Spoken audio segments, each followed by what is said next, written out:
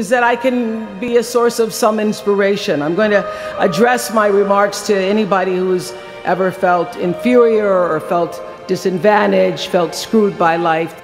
My television career began unexpectedly.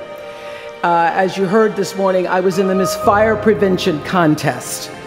That was when I was 16 years old in Nashville, Tennessee, and you had the requirement of having to have red hair in order to win up until the year that I entered.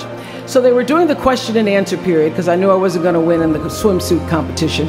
So during the question and answer period, the question came, "Why, young lady, what would you like to be when you grow up?"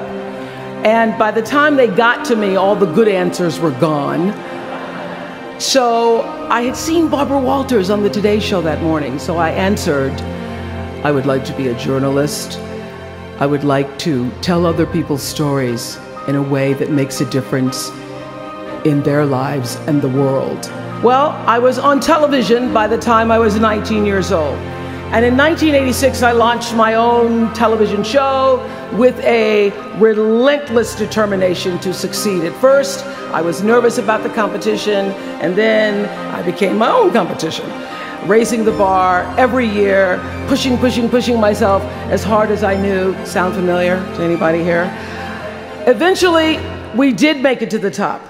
And we stayed there for 25 years. The Oprah Winfrey Show was #1 in our time slot for 21 years. And I have to tell you, I became pretty comfortable with that level of success.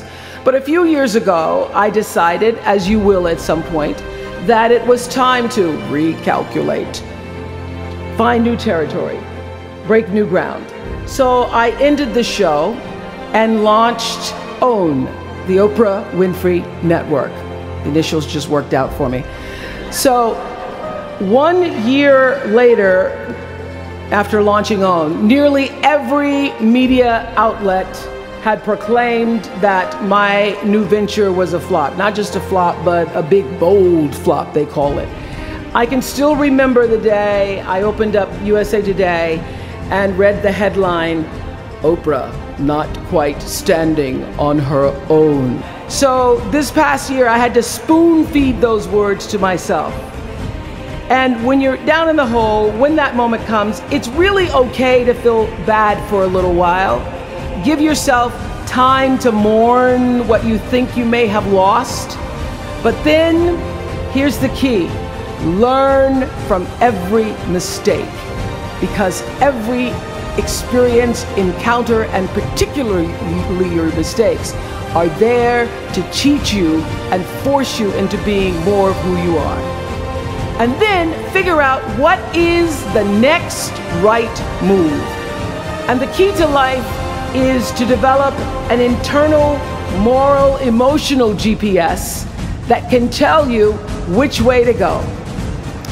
But the challenge of life, I have found, is to build a resume that doesn't simply tell a story about what you want to be, but it's a story about who you want to be.